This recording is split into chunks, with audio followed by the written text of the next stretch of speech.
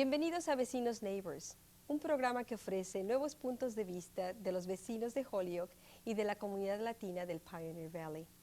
Hi, I'm Sylvia Galván, and I welcome you to Vecinos-Neighbors, a program that offers new points of view from our neighbors in Holyoke and the Latino community of the Pioneer Valley. Today, we want to show you several segments. The first one highlights a dance group from neighboring Springfield performing the Puerto Rican Plena. Then, we have stories from Chicana writer Sandra Cisneros. Later, we'll show you a series of banners created by the youth of the Arco Iris Youth Center. And at the end, Decisiones, a musical video on making decisions. Hoy tenemos para ustedes varios segmentos. El primero es un grupo de vecinos de Springfield que bailan para nosotros la plena puertorriqueña. Luego escucharemos a la poeta chicana Sandra Cisneros. Después verán unas banderolas creadas por jóvenes del Arco Iris. Y después veremos Decisiones, un video musical que habla acerca de cómo los jóvenes toman decisiones. Ojalá y les guste. We hope you enjoy it.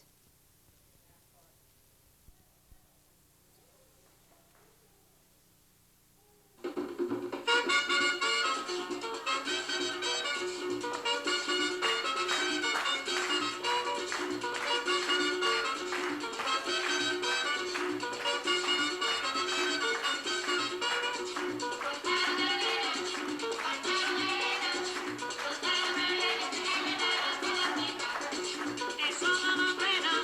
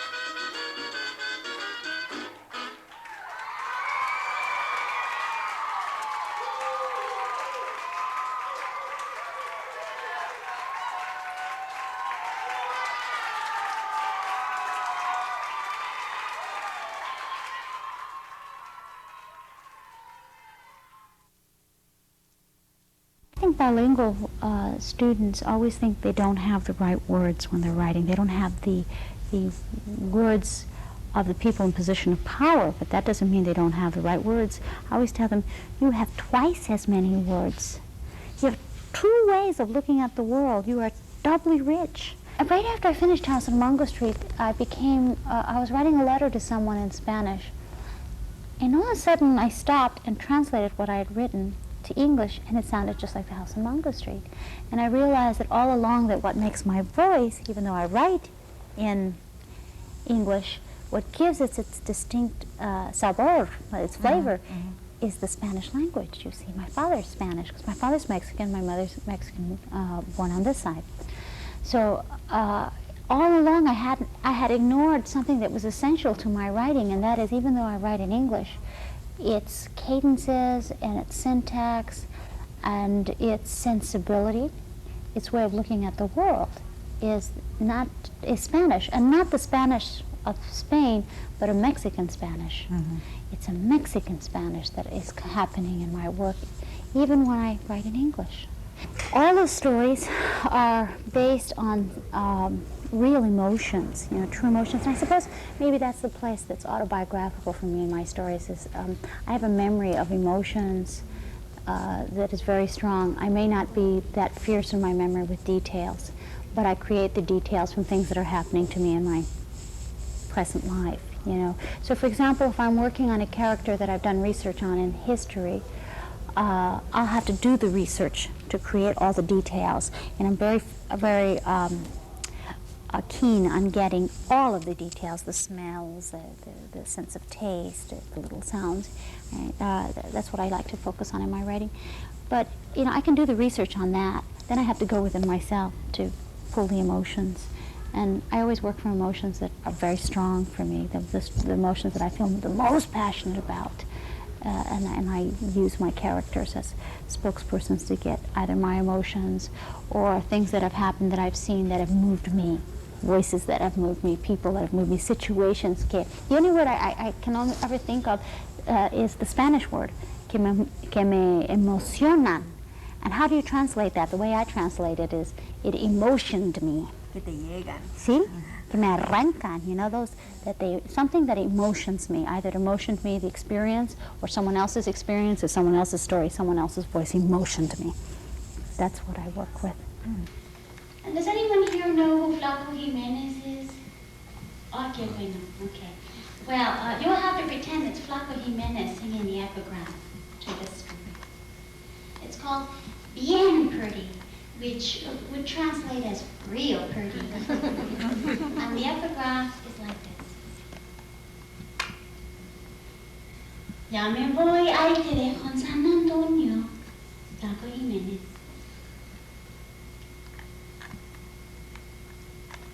He wasn't pretty unless you were in love with him.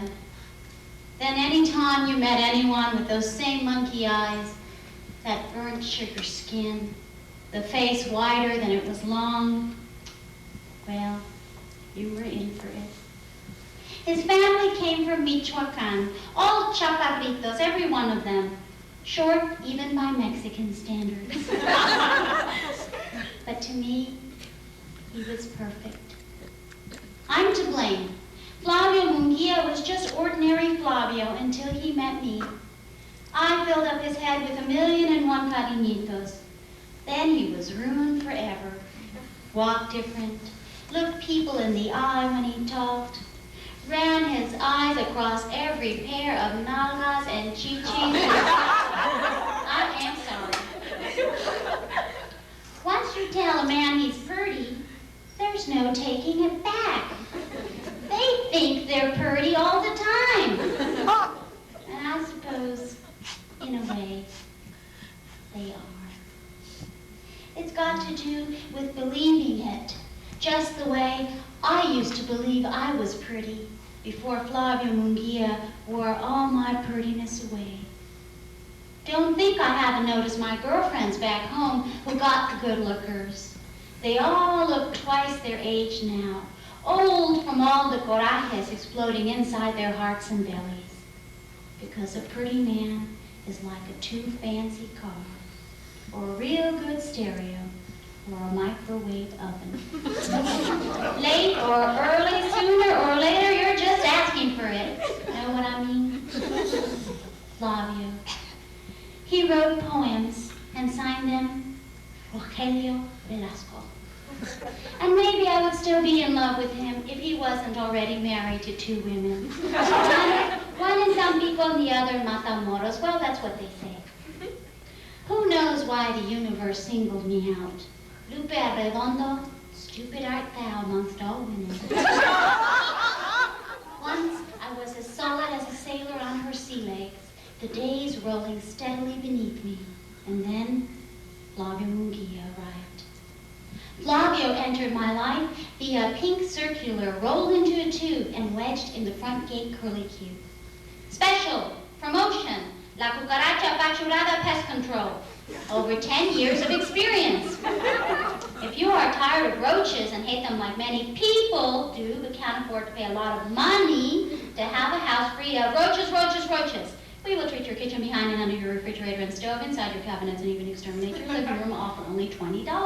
Don't be fooled by the price. Call now, 555-2049, or beeper 555-5912. We also kill spiders, beetles, scorpions, ants, fleas, and many more insects. So don't hesitate, call us now. You'll be glad you did call us. Thank you very much. Your cucarachas will be dead. $5 extra for each additional room. A dead cockroach lying on its back followed as illustration. It's because of the river and the palm and pecan trees and the humidity and all that we have so many palmetto bugs. Roaches so big, they look Pleistocene. I've never seen anything like them before. We don't have bugs like that in California, at least not in the Bay. But like they say, everything's bigger and better in Texas, and that holds especially true for bugs. So I live near the river in one of those houses with wood floors varnished the color of Coca-Cola. It isn't mine. It belongs to Iracema Isaura Coronado, a famous Texas poet who carries herself as if she is directly descended from Ixtaccíhuatl or something. Her husband is an honest-to-God Huichol curandero, and she's no slouch either, with a PhD from the Sorbonne. A Fulbright with them to Nayarit for a year. And that's how I got to live here in the turquoise house on East Gunther. Not exactly in the heart of the King William district. It's on the wrong side of South Alamo to qualify, the side where the peasantry lives. But close enough to the royal mansions that attract every hour, on the hour, the Peptol Bismol pink tourist buses wearing sombreros. I called La Cucaracha Pachurada Pest Control the first month I house sat Her Highness home. I was sharing residence with 8 Oaxacan black pottery pieces. Signed, Diego Rivera Montage. Upright piano. Star-shaped piñata. 5 strings of red chili lights. Antique Spanish shawl. Saint Jacques Mesure Haitian voodoo banner. Cappuccino maker. Lemonwood Olinala table. Replica of the goddess Huatlicue. Life-size papier-mâché skeleton signed by the Linares family. Frida Kahlo altar. Punch tin Virgen de Guadalupe chandelier. Bent tweed couch with Mexican sarape cushions. 17th century Spanish retablo. Tree of life candlestick. Santa Fe plate rack. 2 identical sets of vintage Talavera Mexican dishware. Eye of God crucifix. Nadi Parn armoire. Pie safe. Death mask of Pancho Villa with mouth slightly open. Texana chair upholstered in cowskin with longhorn horns for the arms and legs. 7 Afghan throw rugs. Iron bed with a mosquito net canopy. Beneath this veneer of Southwest funk, of lace and silk and porcelain, beyond the embroidered pillows that said, "Duerme, mi amor," the Egyptian cotton sheets and eyelet bedspread, the sigh of air that barely set the gauze bedroom curtains trembling, the blue garden, the pink hydrangea, the gilt-edged tea set, the abalone-handled silver, the obsidian hair combs, the sticky cough medicine and powdered sugar scent of magnolia blossoms. There were, as well, the roaches. I was afraid to open drawers. I never went into the kitchen after dark. They were the same Coca-Cola color as the floors, hard to spot unless they gave themselves away in panic. The worst thing about them wasn't their size, nor the crunch they gave under a shoe, nor the yellow grease that oozed from their guts, nor the thin shells they shed, translucent as popcorn hulls, nor the possibility they might be winged and fly into your hair. No. What made them unbearable was this, the scuttling in the middle of the night. An ugly clubfoot grate like a dead thing being dragged across the floor. A louder than light munching during their cannibal rites.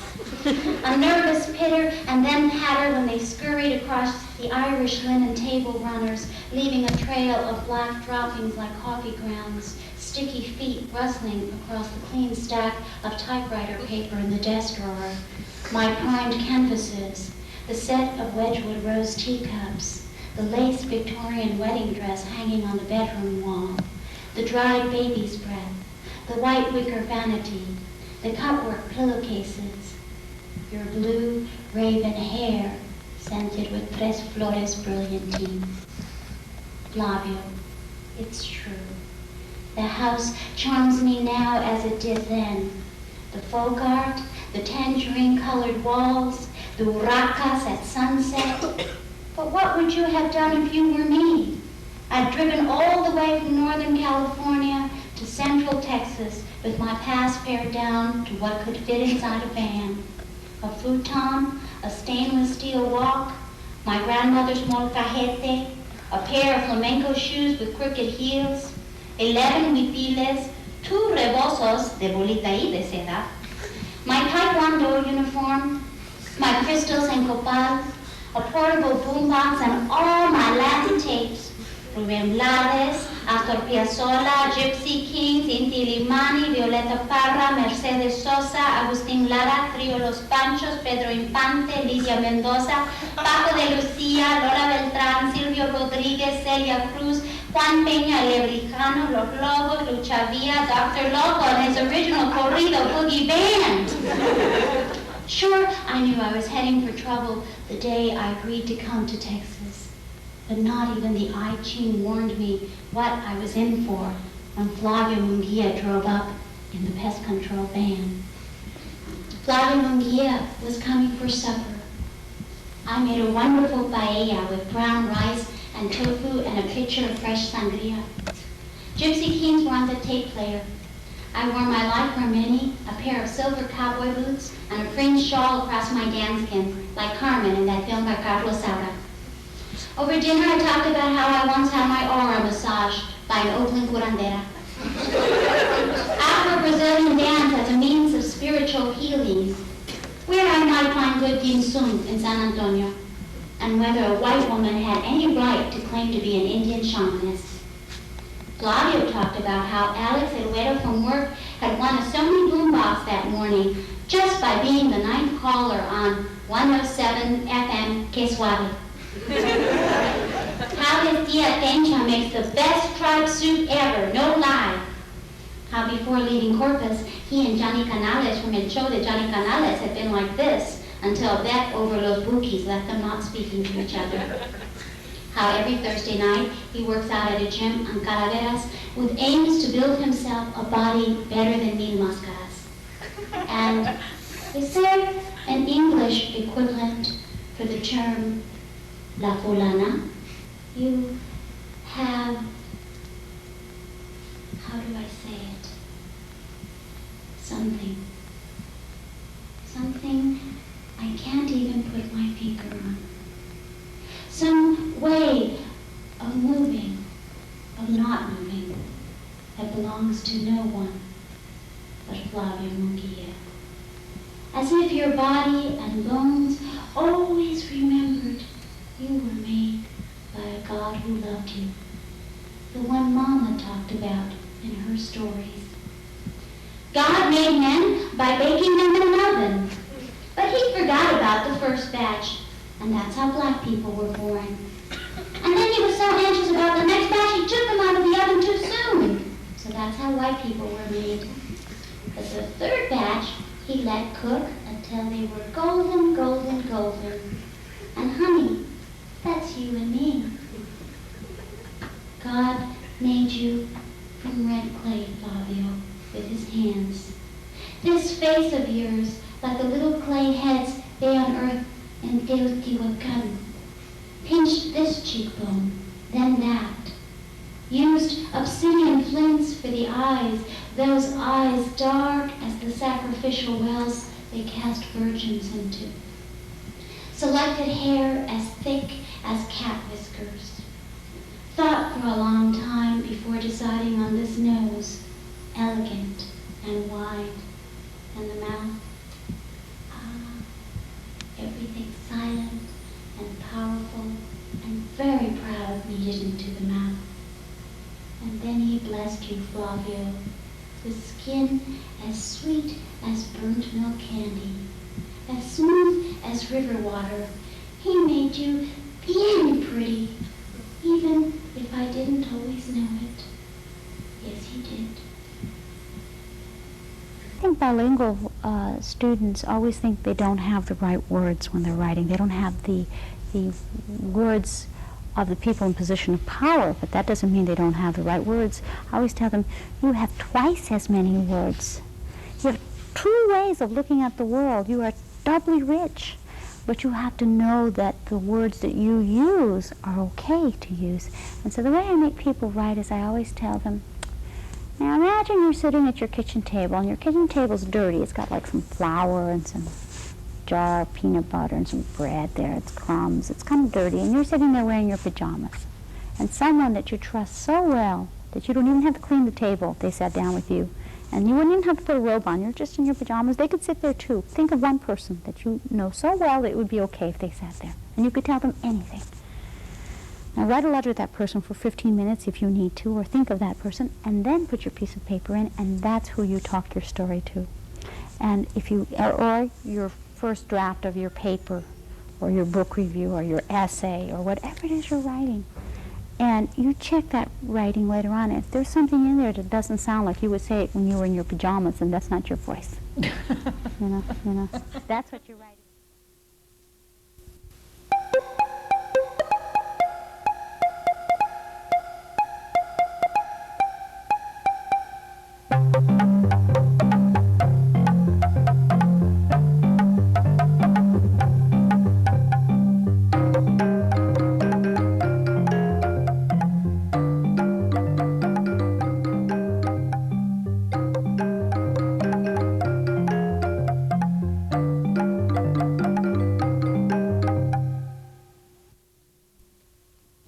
¿Usted vota? Ah, sí. ¿Por qué vota? Bueno, es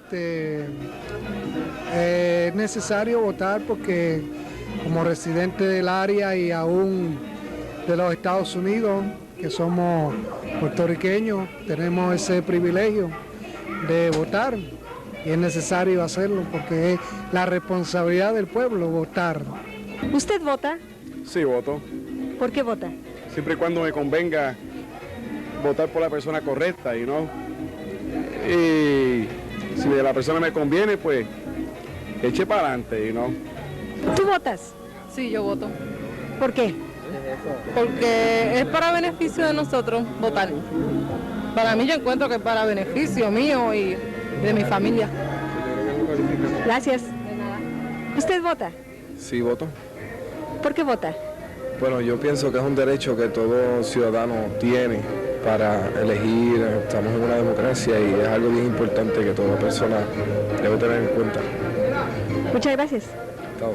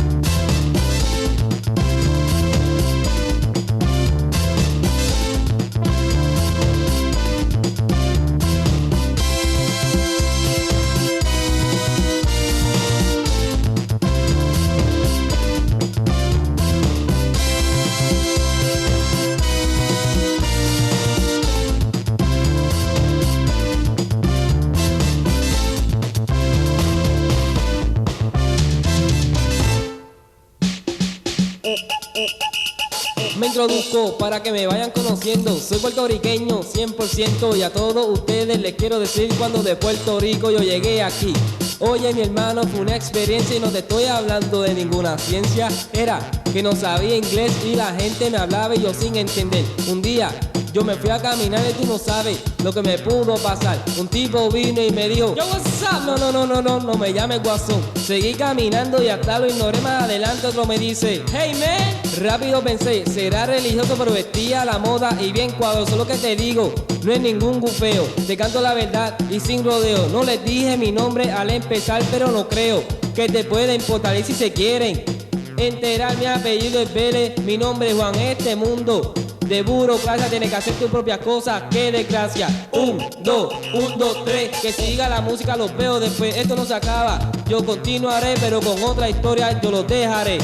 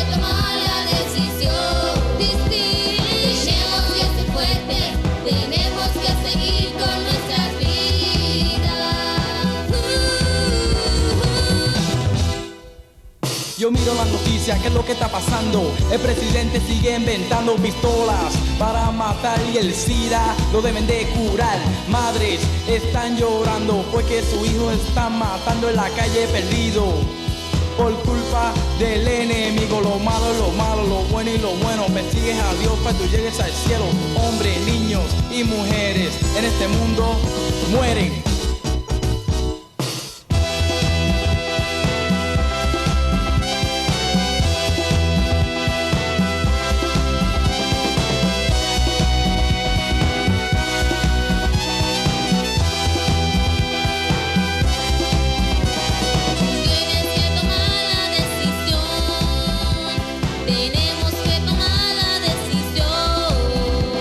Tenemos que ser fuertes, tenemos que seguir con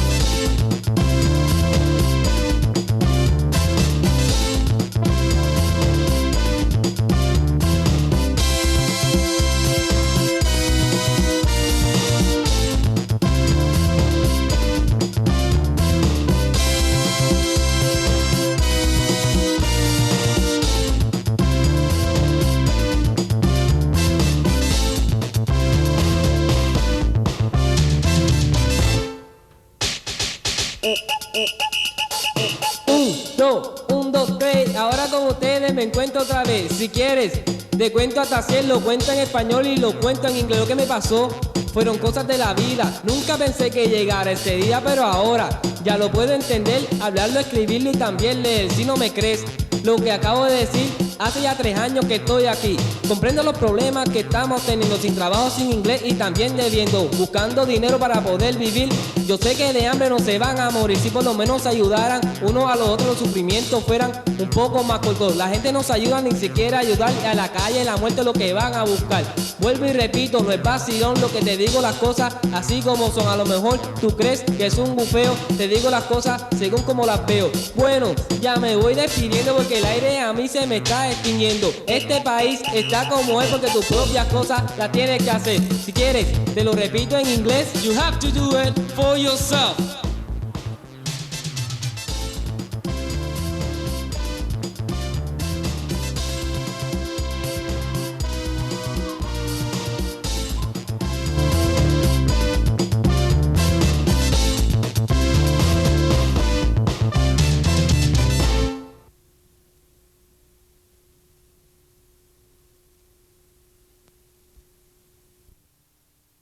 Ojalá hayan disfrutado el programa de hoy y que la semana próxima usted y sus vecinos nos acompañen nuevamente para el próximo Vecinos-Neighbors.